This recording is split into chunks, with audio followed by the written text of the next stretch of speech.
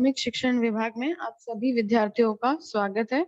आज हम लोग प्रश्न पत्रिका पे चर्चा करने वाले हैं। प्रश्न पत्रिका में आज हम लोग क्वेश्चन नंबर 4 के ऊपर हम लोग चर्चा करने वाले हैं। आज हम लोग गणित भाग 1 के क्वेश्चन नंबर 4 पे चर्चा करेंगे।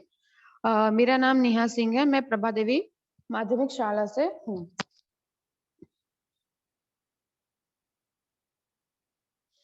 ठीक है, तो सबसे पहले चर्चा स्टार्ट करने से पहले कि क्वेश्चन नंबर 4 पे किस प्रकार के क्वेश्चन आ सकते हैं आपके जो प्रकरण है उनमें से, उससे पहले हम लोग ये देखेंगे कि क्वेश्चन नंबर 4 किस प्रकार से होता है। मतलब आपको उसमें कितने क्वेश्चन होते हैं और आपको उसमें कितना अटेम्प्ट करना होता है और कितने मार्क्स के क्वेश्चन कितने मार्क्स के क्वेश्चन कितने मार्क्स का क्वेश्चन होता है क्वेश्चन नंबर 4। ठीक है, तो क्वेश्चन नंबर 4 आपको इस प्रकार से मिलेगा, निम्नलिखित में से कोई भी दो उप प्रश्नों को हल करें। क्वेश्चन नंबर 4 में आपको 3 क्वेश्चन मिलेंगे, 3 में से आपको कोई भी दो प्रश्नों को हल करना होगा और जो क्वेश्चन नंबर 4 होगा वो 8 मार्क्स का होगा। ठीक है, ये याद रखिए, क्वेश्चन नंबर 4 में आपको 3 क्वेश्चन मिलेंगे, 3 में से आपको 2 हल करने हैं और क्वेश्चन नंबर 4 8 मार्क्स का होगा, मतलब एक क्वेश्चन होगा 4 मार्क्स का। इस प्रकार से आपको क्वेश्चन नंबर 4 मिलने वाला है। इसके आगे हम लोग हमारे जो प्रकरण हैं, जो हमारे चारों प्रकरण हैं, उसमें से हम देखते हैं कि किस प्रकार से क्वेश्चन नंबर 4 में किस टाइप के क्वेश्चंस आपको आ सकते हैं। ठीक है, तो हम लोग अब आज का सेशन स्टार्ट करते हैं।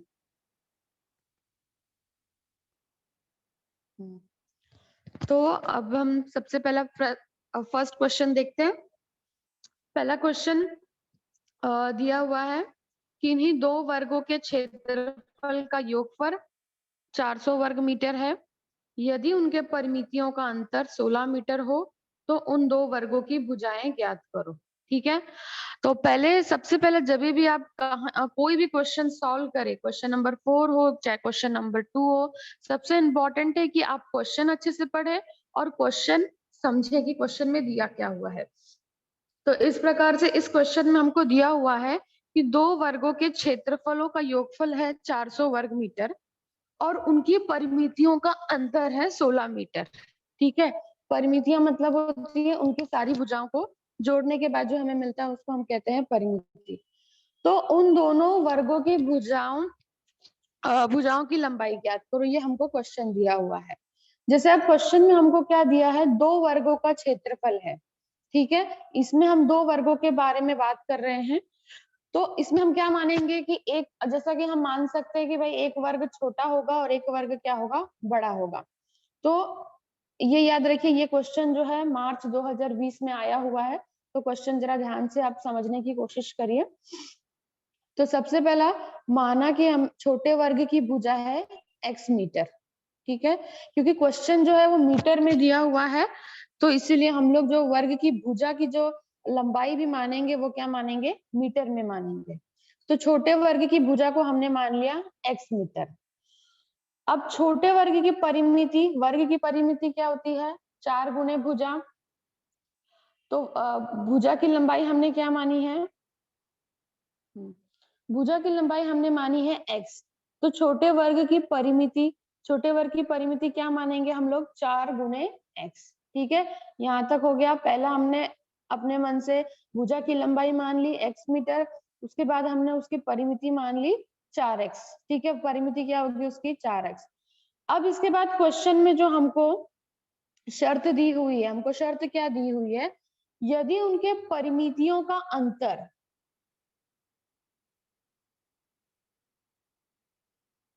क्वेश्चन में हमको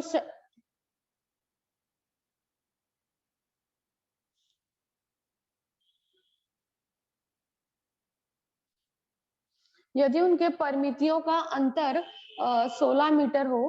ठीक है, हमको दिया है सेकंड जो शर्त दी है हम लोग को, ये दी है कि अगर उनके परिमितियों का अंतर कितना है, 16 मीटर है। ठीक है, तो बड़े वर्ग की परिमिति में से जब हम लोग छोटा वर्ग की परिमिति को घटाएंगे तो कितना मिलेगा, 16 मिलेगा। इसका मतलब ये होता है।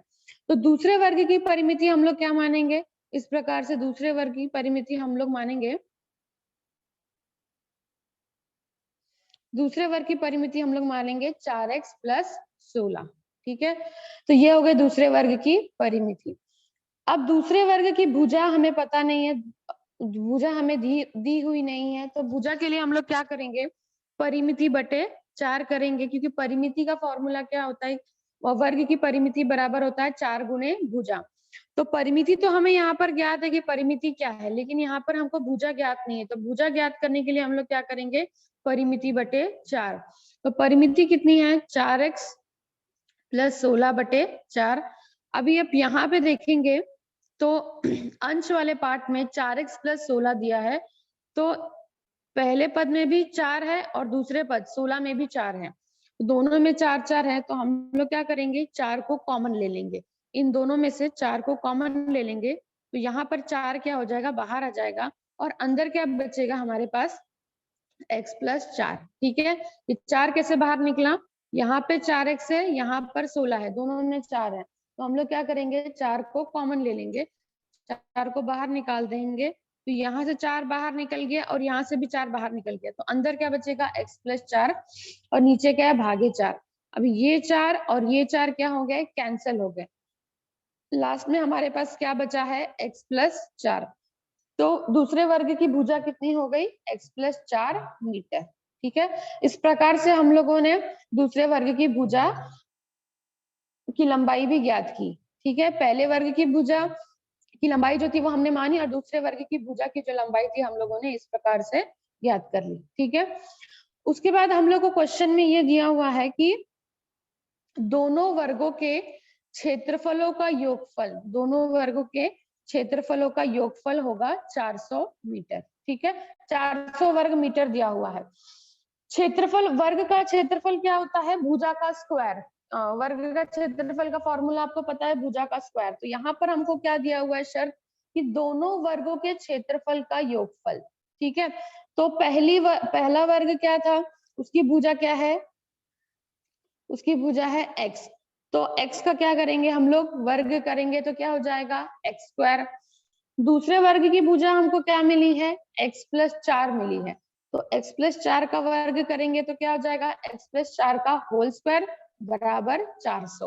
ये 400 कहाँ से आया, ये 400 हमको क्वेश्चन में दिया हुआ है, क्वेश्चन में हमको दिया हुआ है कि दोनों वर्गों के क्षेत्रफलों का योगफल 400 वर्ग मीटर है। ठीक है, अब इसको आगे हम सॉल्व करेंगे, एक्स स्क्वायर को ऐसे का ऐसे ही रहने देंगे। अब यहाँ पे क्या था, एक्स प्लस 4 का होल स्क्वायर, एक्स प्लस 4 का होल स्क्वायर आपने ये पहले फॉर्मूला पढ़ा है, ए प्लस बी का होल स्क्वायर वाला फॉर्मूला आप लोगों ने पढ़ा है, यही फॉर्मूला हमको यहाँ पर अप्लाई करना है। ठीक है, तो यहाँ पर इसका हम लोग विस्तारित रूप करेंगे, इसी फॉर्मूले से a प्लस बी का होल स्क्वायर जो आप लोगों ने पढ़ा है उसी हिसाब से हम लोग इसको विस्तार करेंगे। तो पहले पद का वर्ग, तो पहला पद का वर्ग हो गया एक्स स्क्वायर, उसके बाद क्या है, 2 गुणे पहला पद गुणे दूसरा पद, तो यहाँ पर आ गया 8x।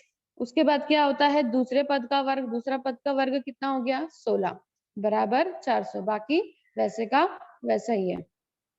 ठीक है, अब इसमें हम लोग क्या करेंगे, x और x जुड़ गया तो यहाँ पर हो गया 2x स्क्वायर हो गया, 8x वैसे का वैसा ही है, 16 वैसे का वैसे ही रहेगा।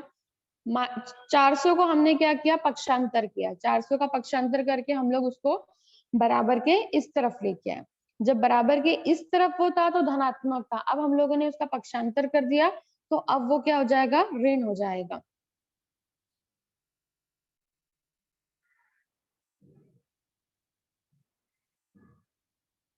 तो अब क्या हो जाएगा, उसका चिन्ह बदल जाएगा, अब क्या हो जाएगा, ऋण हो जाएगा।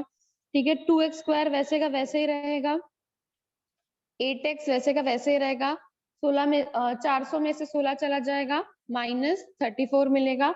बड़ी संख्या का चिन्ह लगाएंगे, बड़ी संख्या कौन है, 400 है, तो 400 का हम लोग इस प्रकार से चिन्ह लगाएंगे। ठीक है, इसके आगे हम लोग देखते हैं कैसे सॉल्व करेंगे।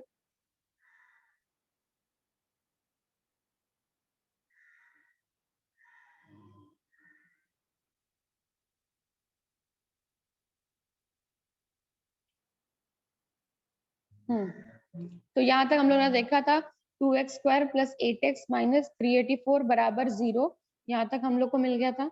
इसके आगे अब हम लोग सॉल्व करेंगे। ठीक है, अब क्या किया है इसको, ये जो लास्ट वाला, एक बार आप ध्यान से देखिए, ये जो लास्ट वाली लाइन है इसमें क्या किया है, 2 से हम लोग भाग दे देंगे, क्योंकि सब जो जितने भी पद है वो सब 2 से भाग देने पर कट जाएंगे। तो इन सारे पदों में क्या करेंगे, दोनों पक्षों में, लेफ्ट और राइट दोनों पक्षों में क्या करेंगे हम लोग, 2 से भाग दे देंगे।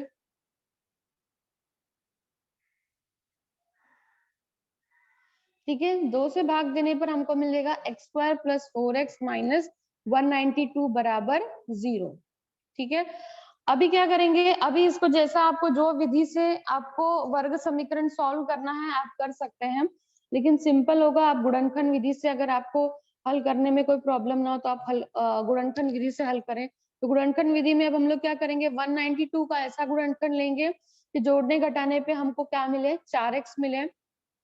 तो 192 का जब आप गुणनखंड निकालेंगे तो उसमें से आपको 16 और 12 ऐसा गुणनखंड मिलेगा कि जोड़ने घटाने पर आपको 4 मिलेगा। ठीक है, तो इस प्रकार से हम लोग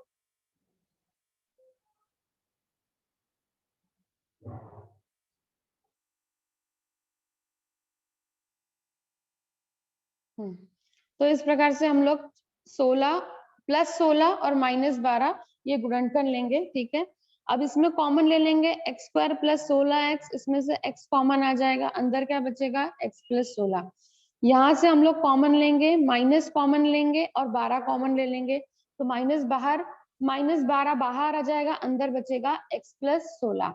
अब इस पद में x + 16 यहाँ पर भी है, x + 16 यहाँ पर भी है, तो x + 16 को क्या करेंगे, कॉमन ले लेंगे, तो अंदर क्या बचेगा, x बचेगा और -12 बचेगा।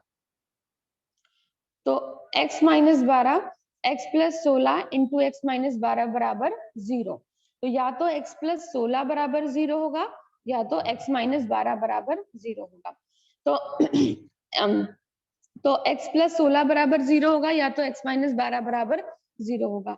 तो x बराबर क्या करेंगे, +16 का पक्षांतर करेंगे तो कितना आएगा, -16, और -12 का पक्षांतर करेंगे तो कितना आएगा, 12 आएगा। ठीक है, पर ये याद रखिए हमको यहाँ पर भुजा की लंबाई ज्ञात करनी है और भुजा की लंबाई कभी भी ऋणात्मक नहीं होती है, तो इसीलिए ये वाला जो मान हमको x का मिला है, x - 16, ये असंगत है। हम लोग कौन सा मान मानेंगे, x बराबर 12, ये वाले मान को हम लोग मानेंगे। ठीक है, तो पहले छोटे वाले वर्ग की भुजा हमने क्या मानी थी, x मानी थी, तो x का मान हमको मिल गया है 12, तो छोटे वाले वर्ग की भुजा की लंबाई हो जाएगी 12। अब दूसरे वर्ग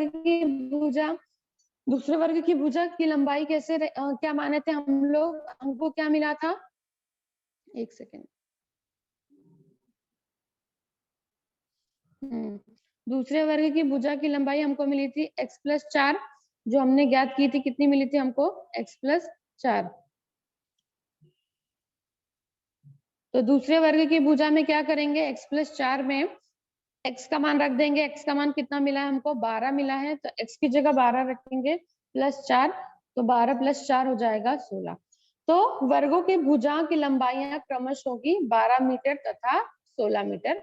तो इस प्रकार से आपको सवाल आ सकता है जहां पर आपको दो वर्गों का क्षेत्रफल और परिमितियों के बीच में अंतर दिया होगा और इस प्रकार से आपको भुजा की लंबाई ज्ञात करनी होगी। ठीक है, अब हम लोग आगे का सवाल देखते हैं।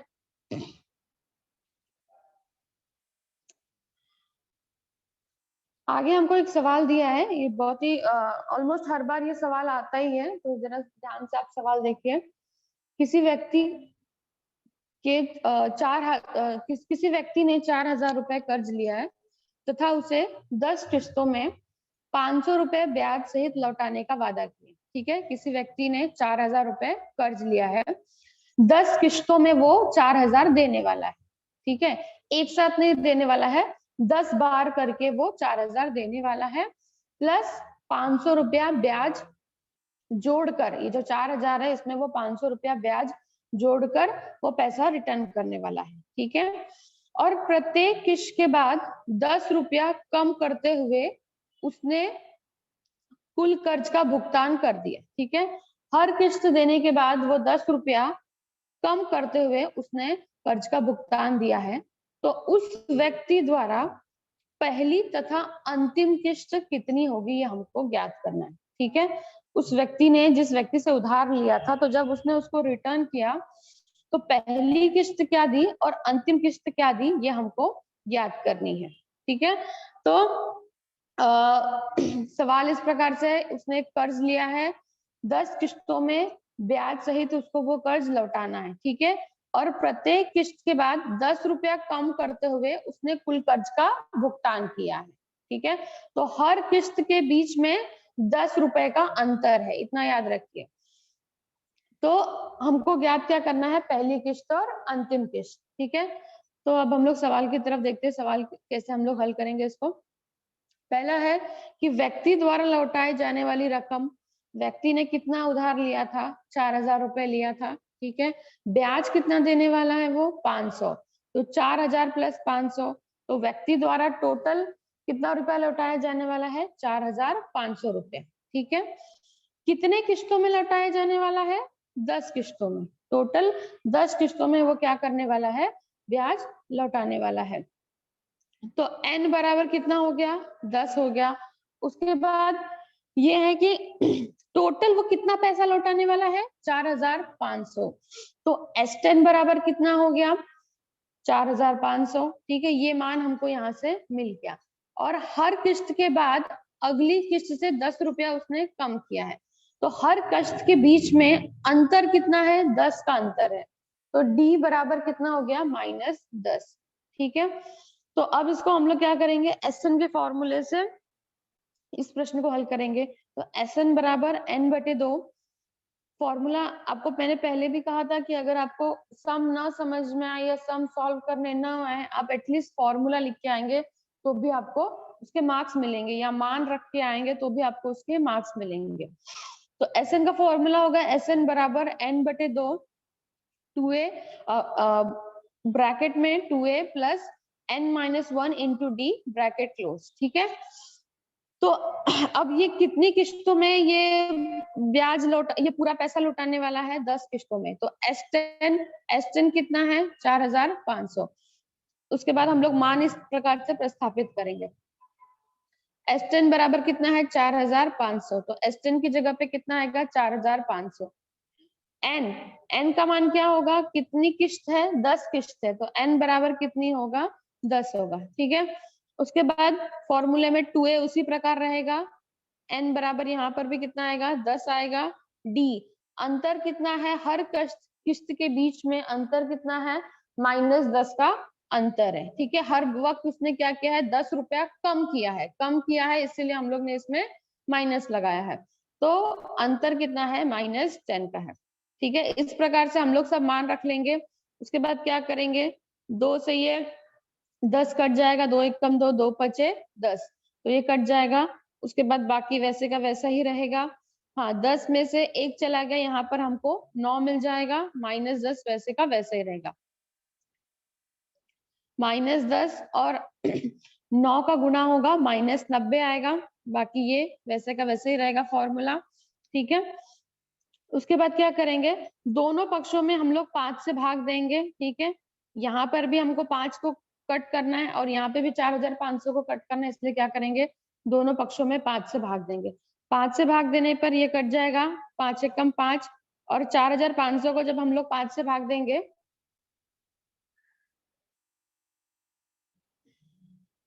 हम्म 4500 को जब हम लोग 5 से भाग देंगे तो हमको मिलेगा 900, तो हमको मिलेगा 900 बराबर 2a माइनस 90। 90 का क्या करेंगे, हम लोग पक्षांतर करेंगे, इस तरफ लेके आएंगे, यहाँ पर 90 माइनस है, इस तरफ आएगा तो क्या हो जाएगा, प्लस हो जाएगा।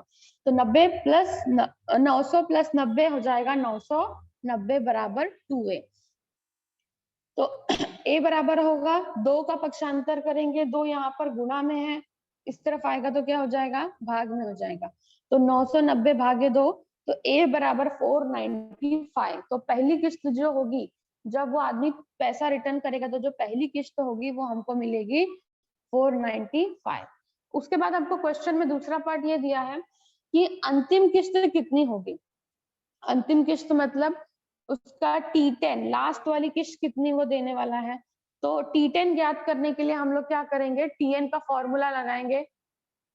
T10 ज्ञात करने के लिए हम लोग क्या लगाएंगे, Tn का फॉर्मूला लगाएंगे। तो T10 बराबर आएगा, Tn बराबर है a plus n minus 1 into D. ठीक है, तो यहाँ पे हमको T10 ज्ञात करना है। तो T10, ठीक है, a का मान हमको कितना मिला है 495, तो यहाँ पे 495 लिख देंगे। n का मान कितना मिला है 10 मिला है। n कितना है 10 है, 10 किस्तों में वो रिटर्न करने वाला है। d बराबर क्या है -10 है। हर किस्त में वो 10 रुपया कम करते हुए उसने किस्त को रिटर्न किया है, तो d बराबर आएगा -10। ठीक है, 495 इसी प्रकार से रहेगा, 10 में से 1 चला जाएगा, यहाँ पर 9 मिलेगा हमको। 10 में से 1 चला जाएगा, यहाँ पे 9 मिलेगा, -10 और 9 को गुणा होगा 90 आएगा। 495 में से 90 चला गया 405, तो अंतिम किस्त जो वो रिटर्न करने वाला है वो होगी 405। पहली किस्त होगी उसकी 495 और अंतिम किस्त होगी उसकी 405। ठीक है, इस प्रकार से ये सवाल ऑलमोस्ट हर साल एक क्वेश्चन आता ही है, तो ये क्वेश्चन आप लोग जरा ध्यान से प्रैक्टिस करिए इस क्वेश्चन का, तो आप लोगों को कोई परेशानी नहीं होगी। ठीक है, अब आगे सवाल की ओर बढ़ते हैं हम लोग। थर्ड क्वेश्चन देखते हैं हम लोग। क्वेश्चन में दिया हुआ है कि किसी भिन्न का हर उसके अंश के दुगने से 4 अधिक है। ठीक है, किसी भिन्न का हर उसके अंश के दुगने से 4 अधिक है। अंश और हर दोनों में से 6 घटाने पर हर अंश का 12 गुना होता है, तो वह भिन्न ज्ञात करो। ठीक है, तो इस प्रकार से हम लोग को पहले हमको एक भिन्न ज्ञात करने के लिए दिया है। तो भिन्न ज्ञात करने के लिए जब दिया हुआ है तो इसमें हमको मानना पड़ेगा अंश और हर के बारे में। जो ज्ञात करने को आपको क्वेश्चन में दिया होता है वही आपको मानना होता है। तो इसमें हमको भिन्न ज्ञात करने के लिए दिया है, तो भिन्न में क्या होता है अंश और हर होता है, तो हम लोग क्या करेंगे अंश और हर को कुछ ना कुछ मान लेंगे। तो हम लोग मानेंगे कि भिन्न का जो अंश होगा वो x है, भिन्न का जो हर होगा वो क्या होगा y है। ठीक है, अब हमको क्वेश्चन में पहली शर्त क्या दी है, पहली शर्त दी है कि भिन्न का जो हर है, भिन्न का हर क्या है y है। क्वेश्चन में हमको पहली शर्त क्या दी है कि भिन्न का जो हर है वह अंश के दुगने से 4 अधिक है। तो भिन्न का हर क्या है y है।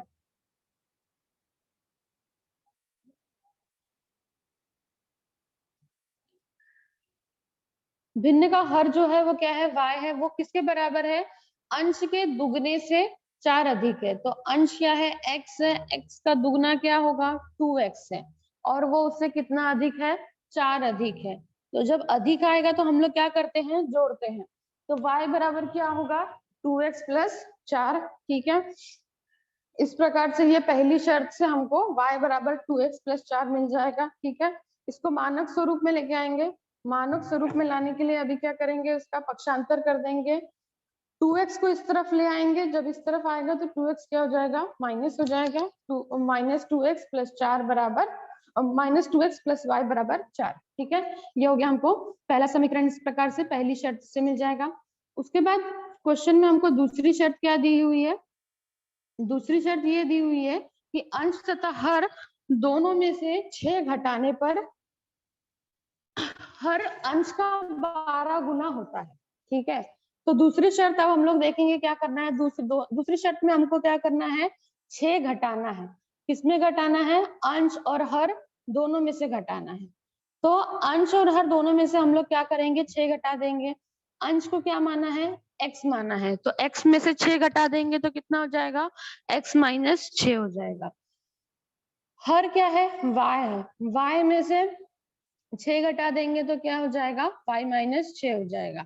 ठीक है, ये हमने 6 घटा दिया। उसके आगे क्या दिया है 6 घटाने पर हर जो है वो अंश का 12 गुना होता है। ठीक है, जब घटाने के बाद हमको नया हर क्या मिलने वाला है y माइनस 6, वो किसके बराबर होगा वो होगा अंश के 12 गुने के बराबर होता है। तो अंश में हम लोग क्या करेंगे 12 का गुना करेंगे। ठीक है, इसके बाद इस समीकरण को सॉल्व कर लेंगे।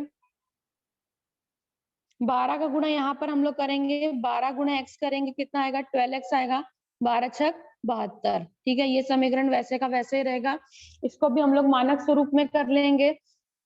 12x का पक्षांतर कर लेंगे। 12x का पक्षांतर जब इस तरफ करेंगे तो ये क्या हो जाएगा, माइनस हो जाएगा। y वैसे का वैसे ही रहेगा।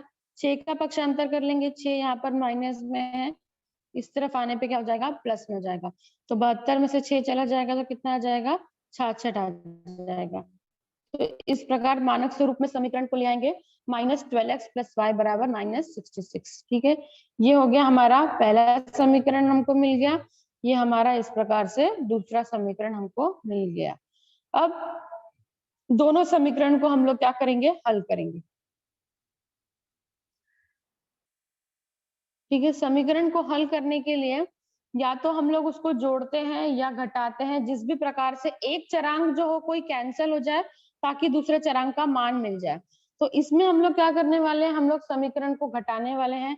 इसमें हम लोग समीकरण 1 में से समीकरण 2 को घटाने पर, ठीक है, जरूरी नहीं कि आप समीकरण 1 में से समीकरण 2 को ही घटाएं, आप चाहे तो समीकरण 2 में से समीकरण 1 को भी घटा सकते हैं। लेकिन आप जो भी कर रहे हैं आपको मेंशन करना पड़ेगा कि आप कौन से समीकरण में से कौन से समीकरण को घटा रहे हैं। ठीक है, और जिस समीकरण में से घटा रहे हैं वो समीकरण ऊपर रहेगा और जिसको घटा रहे हैं वो नीचे रहेगा। तो समीकरण 1 में से समीकरण 2 घटाने पर तो समीकरण 1 ऊपर साइड आएगा और समीकरण 2 जो आएगा वो नीचे साइड आएगा।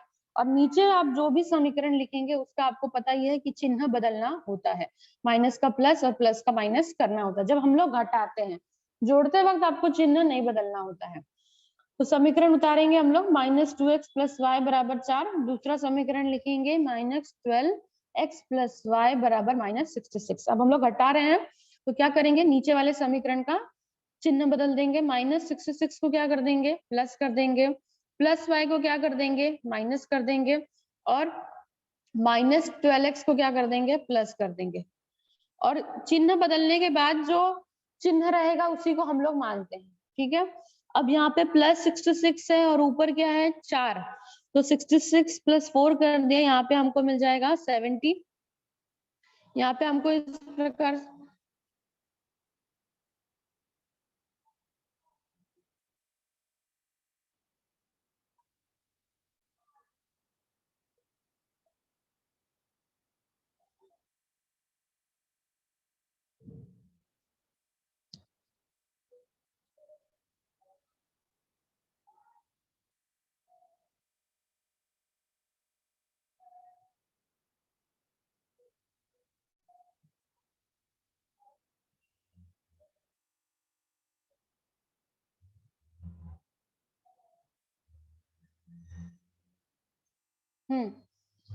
तो इस प्रकार से हाँ, तो 66 + 4 यहाँ पे हमको मिल जाएगा 70। और यहाँ पे आप देखेंगे +y है और -y है, +y और -y क्या हो जाएगा, कैंसिल हो जाएगा। और यहाँ पे +12 है और -2 है, तो +12 और -2 है तो 12 में से क्या होगा, 2 घट जाएगा और चिन्ह किसका लगेगा, बड़ी संख्या का लगेगा। तो तो हमको क्या मिलेगा, 10x मिलेगा। तो 10x बराबर हमको मिलेगा 70। तो x का मान ज्ञात करना है तो x बराबर हम लोग क्या करेंगे, 70/10 करेंगे। 70 में क्या करेंगे, 10 से भाग देंगे, भाग देने पर x बराबर हमको मिलने वाला है 7। ठीक है, x बराबर मिल गया हमको 7। अब इसके बाद क्या करेंगे, x का मान मिल गया, x हमने क्या माना था, अंश माना था। अब हमको क्या बाकी है, हर का मान निकालना बाकी है। तो क्या करेंगे, जो भी हमको समीकरण ये पहले इसके पहले हमको मिले थे, जो भी ये समीकरण हमारे थे, इसमें से किसी में भी x का मान रख सकते हैं, इसमें भी रख सकते हैं, इसमें भी रख सकते हैं, इसमें भी रख सकते हैं, जिसमें आप चाहें उसमें समीकरण में मान रख सकते हैं। लेकिन जो सिंपल और छोटा समीकरण है उसमें मान रखेंगे तो ज्यादा बेटर होगा, आपको जल्दी सॉल्व करने में आसानी होगी। तो क्या करेंगे, जो हमको x बराबर 7 मिला है उसका मान रखेंगे, और जिस समीकरण में आप मान रख रहे हैं उसको आप मेंशन कीजिए कौन से समीकरण में आप रख रहे हैं। तो x बराबर 7 समीकरण 1 में प्रतिस्थापित करने पर, तो समीकरण 1 में अब हम लोग क्या करेंगे, जहां पर भी x है वहां पर हम लोग 7 लिखेंगे। तो समीकरण 1 क्या था, -2x + y बराबर 4। तो अब इसमें x की जगह पे हम लोग क्या लिखेंगे, 7 लिखेंगे। यहाँ पे x की जगह पे आ जाएगा 7, ठीक है। 7 का गुना 2 में होगा -14, यहाँ पे ऑलरेडी माइनस है इसलिए, ठीक है। बाकी समीकरण वैसे का वैसा ही रहेगा। 14 का पक्षांतर करेंगे, 14 का पक्षांतर करेंगे -14, यहाँ से इस तरफ आएगा तो क्या हो जाएगा, +14 हो जाएगा। 14 + 4 बराबर हो जाएगा 18। तो y बराबर हमको इस प्रकार से क्या मिल जाएगा, y बराबर हमको मिल जाएगा 18। तो अंश का जो मान हम लोग ने निकाला था, तो अंश का मान हमको मिला था x बराबर 7 और हर का मान इस प्रकार से हमको मिला है y बराबर 18। तो अब भिन्न क्या होगा, भिन्न होगा x बटे y बराबर हमको मिला है 7 बटे 18। तो इस प्रकार से आपको क्वेश्चन नंबर 4 में क्वेश्चन आ सकता है, जिसमें आपको अंश और हर का मान निकालने के लिए भी आ सकता है, ठीक है।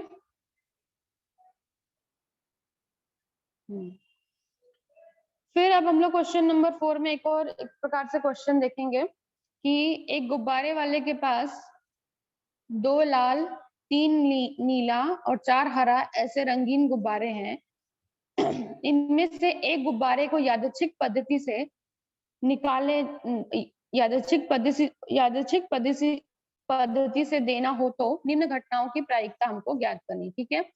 क्वेश्चन में हमको क्या दिया है, गुब्बारा वाले के बारे में दिया है। उसके पास 2 लाल है, 3 नीला कलर का गुब्बारा है और 4 हरा कलर का गुब्बारा है, ठीक है। यादृच्छिक पद्धति से रैंडमली अगर हम लोग कोई गुब्बारा निकाले तो निम्नलिखित जो नीचे घटनाएं दी है उसकी प्रायिकता या संभावना क्या होगी वो हमको ज्ञात करनी है, ठीक है। तो पहले क्या करेंगे हम लोग, जो लाल वाले गुब्बारे हैं उसको, लाल वाले गुब्बारे कितने हैं, 2 है, तो उसको हम लोग क्या मान लेंगे, R1 R2 ले लेंगे। रेड है, लाल मतलब हम लोग रेड है, तो रेड के लिए R1 R2 ले लिए।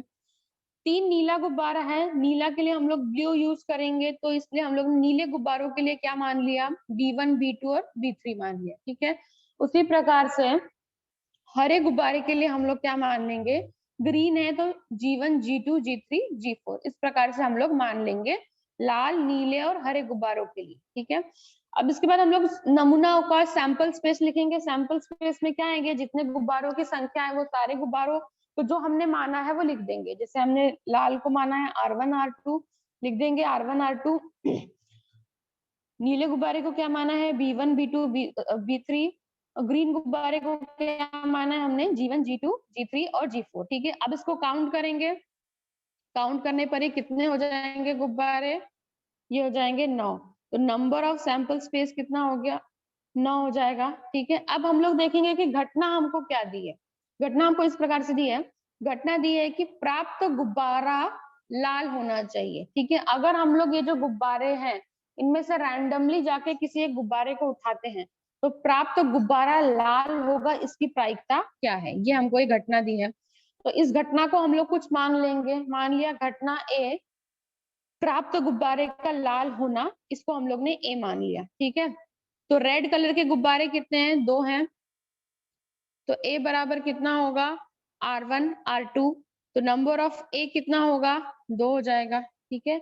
प्रायिकता ज्ञात करने का फॉर्मूला आप लोगों को पता है, P ऑफ ए बराबर होगा नंबर ऑफ ए बटे नंबर ऑफ एस।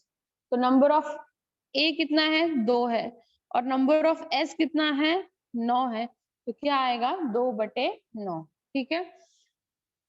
इस प्रकार से हम लोग इसकी प्रायिकता ज्ञात कर सकते हैं।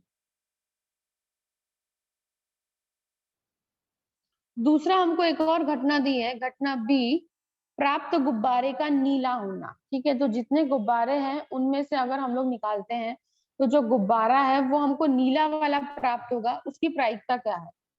तो इसको हम लोग इस घटना को मान लेंगे घटना बी, घटना बी मान लेंगे। इस प्रकार से नीले वाले गुब्बारे के नीले वाले गुब्बारे को हमने क्या माना था, B1 B2 और B3, 3 है नीले वाले गुब्बारे, तो नंबर ऑफ बी कितना आ जाएगा, 3 आ जाएगा। तो प्रोबेबिलिटी ऑफ बी ज्ञात करनी है, तो हम लोग कैसे ज्ञात करेंगे, N ऑफ बी बटे आएगा N of S. N of B कितना है, 3 है, N ऑफ एस कितना मिला था, सैंपल स्पेस 9 मिला था। अब इसको क्या करेंगे, 3 के पार्ट से दोनों को काट देंगे, 3 एकम 3, 3 त्रिके 9, तो इसकी प्रायिकता कितनी मिलेगी, 1/3, ठीक है। तो पहली वाली घटना की प्रायिकता हमको मिली थी 2/9, और दूसरे वाली घटना की प्रायिकता हमको मिली है 1/3। ठीक है, तो इस प्रकार से आपको क्वेश्चन आ सकते हैं क्वेश्चन नंबर 4 में। बहुत ज्यादा डिफिकल्ट नहीं आते, सब आपके बुक से ही क्वेश्चन आता है, कुछ भी आपको बाहर से कहीं से भी नहीं आने वाला, ना ही संख्या बदल कर आती है, ना ही क्या बोल सकते हैं क्वेश्चन बदल के आते हैं। और 3 क्वेश्चन आपको दिए होते हैं, 3 में से आपको 2 क्वेश्चन हल करने होते हैं और हर एक क्वेश्चन आपको 4 मार्क्स का हल करना होता है। ठीक है, तो आज का सेशन यहीं पर हम लोग ये करते हैं। जिसको भी कोई क्वेश्चन है, आज जितने भी क्वेश्चन हम लोगों ने पढ़े या समझे, उसमें से आपको अगर कोई क्वेश्चन ना समझा हो तो आप पूछ सकते हैं।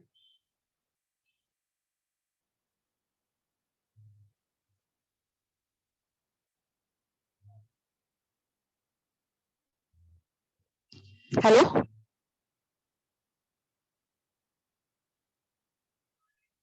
हेलो,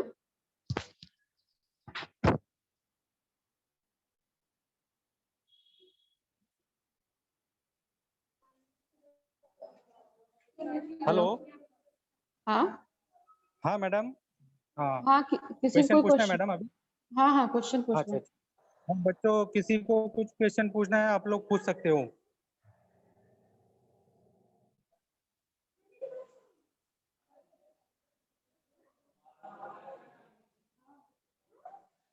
हाँ मैडम, अपना माइक ऑन करो।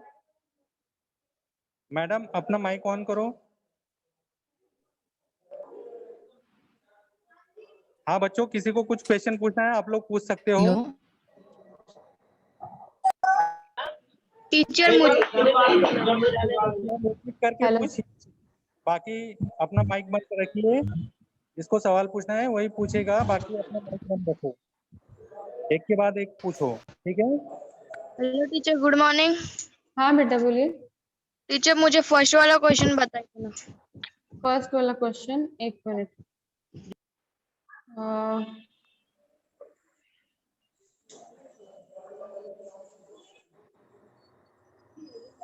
स्क्रीन दिख रहा है ना आप लोगों को?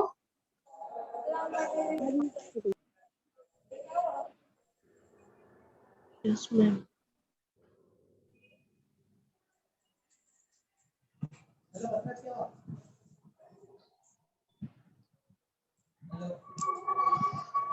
हाँ देखिए, फर्स्ट वाले क्वेश्चन में क्या है ना बेटा, हमको 2 वर्गों के क्षेत्रफलों का योगफल दिया हुआ है और उनकी परिमितियों का अंतर ये हमको क्वेश्चन में दिया हुआ है। और उन दोनों वर्गों की हमको हेलो,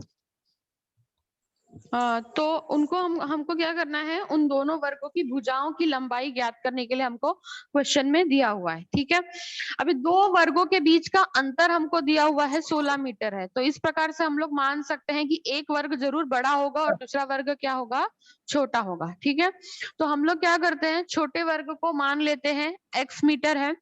ठीक है, और उसके बाद परिमिति, किसी भी वर्ग की परिमिति आपको पता है कैसे ज्ञात होती है, 4 गुणे भुजा बराबर क्या, 4 गुणे भुजा होती है। किसी भी वर्ग की परिमिति या किसी भी आकृति की परिमिति, उसकी सभी भुजाओं का योगफल को हम लोग उसका परिमिति कहते हैं।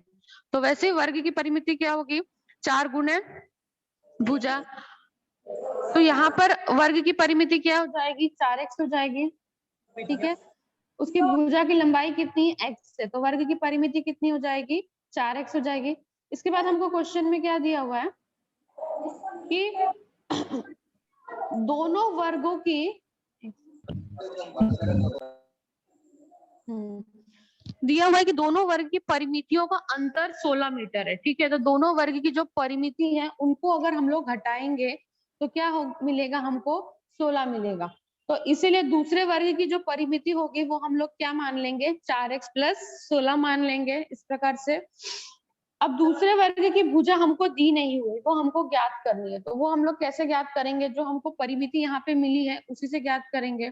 तो परिमिति का फॉर्मूला जैसे मैंने आपको बताया, 4 गुणे भुजा है, तो क्या करेंगे, दूसरे वर्ग की भुजा ज्ञात करने के लिए परिमिति बटे 4 करेंगे। परिमिति कितनी है, 4x + 16 है। इसको डिवाइड किससे करेंगे, हम लोग 4 से करेंगे। यहाँ पे आप देखेंगे, यहाँ पे भी 4 है और यहाँ पे 16 में भी 4 है, तो 4 और 4 क्या करेंगे, कॉमन निकाल लेंगे। तो यहाँ पर अंदर क्या बचेगा, x + 4 बचेगा। ये 4 कट जाएगा और लास्ट में आपको यहाँ पे मिलेगा x + 4। तो ये हो गया दूसरे वर्ग की भुजा और यहाँ पर थी हमारे पास पहले वर्ग की भुजा जो हमने मानी थी। ठीक है, इसके बाद हमको क्वेश्चन में दिया हुआ है कि दोनों वर्गों के क्षेत्रफल का योगफल, दोनों जो वर्ग हैं उनके क्षेत्रफलों का योगफल 400 वर्ग मीटर है। तो पहले वर्ग की भुजा हमको मालूम है, वर्गों का क्षेत्रफल कैसे निकलता है, वर्गों का क्षेत्रफल का फॉर्मूला क्या होता है, भुजा स्क्वायर, भुजा का स्क्वायर। तो छोटे वर्ग की भुजा कितनी है, x है, तो x का क्या करेंगे हम लोग, वर्ग करेंगे। दूसरे वर्ग की भुजा हमको कितनी मिली थी, x + 4, इसका भी हम लोग क्या करेंगे, वर्ग करेंगे। तो x² + x + 4 का वर्ग बराबर कितना हो गया, 400 हो गया। अब इसको क्या करेंगे हम लोग, देखो ये x तो हमने ऐसे का ऐसा उतार लिया, लेकिन ये x हम लोग ऐसे का ऐसा नहीं लिख सकते हैं। ये हमको a + b का जो फॉर्मूला होता है, a + b का होल स्क्वायर, वो फॉर्मूले के उस फॉर्मूले से हम लोग इसको विस्तार करेंगे। तो जब इसको हम लोग विस्तार करेंगे तो ये हमको मिलेगा पहले पद का वर्ग। फॉर्मूला आप लोगों को पता होगा क्या होता है, a + b का होल स्क्वायर का a² + 2ab + b²। पहले पद का वर्ग धन 2 × पहला पद गुणे दूसरा पद धन दूसरे पद का वर्ग। तो उसी फॉर्मूले से हम लोग इसका विस्तार करेंगे तो हमको मिलेगा x² + 8x + 16 बराबर 400। ठीक है, यहाँ पे x और x जुड़ जाएगा तो हमको मिलेगा 2x। तो 2x² + 8x + 16, 400 का पक्षांतर करेंगे इस तरफ आ जाएगा, माइनस हो जाएगा, 400 में से 16 चला जाएगा, यहाँ पे आएगा हमारे पास 384। अभी ये याद रखिए, ये जो तीनों पद है ये तीनों 2 से भाग जाएंगे, तो इसीलिए क्या करेंगे, दोनों पक्षों में हम लोग 2 से भाग दे देंगे।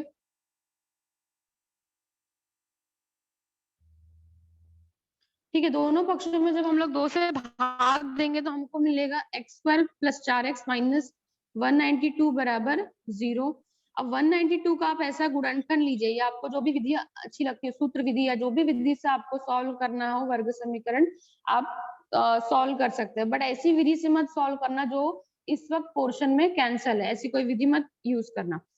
तो 192 का ऐसा गुणनखंड लेंगे कि हमको जोड़ने घटाने पर क्या मिले, 4x मिले। तो 192 का आप लोग जब गुणनखंड निकालेंगे तो 16 + 16 और -12 ऐसा गुणनखंड होगा कि जोड़ने घटाने पे हमको +4 मिलेगा और गुणा करने पर -192 मिलेगा। तो यहाँ पे हम लोग लिख देंगे, 4 की जगह लिख देंगे x² + 16x - 12x - 192 बराबर 0।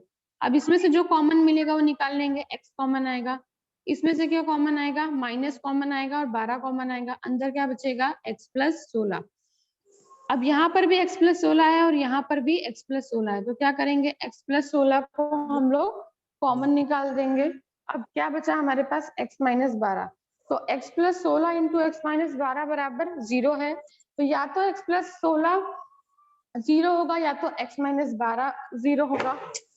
तो एक बार क्या करेंगे हम लोग, x + 16 बराबर 0 मानेंगे या x - 12 बराबर 0 मानेंगे।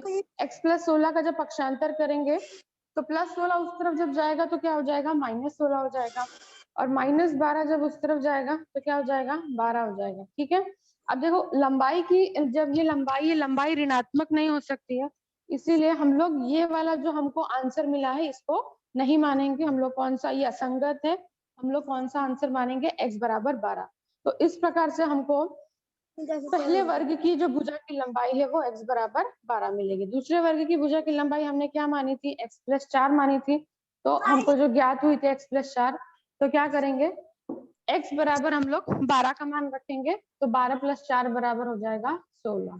तो इस प्रकार से भुजा वर्गों की भुजा की लंबाई क्रमशः होगी 12 मीटर और 16 मीटर।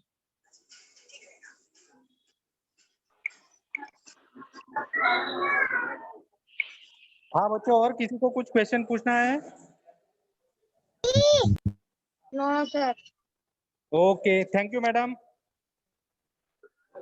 Thank you sir.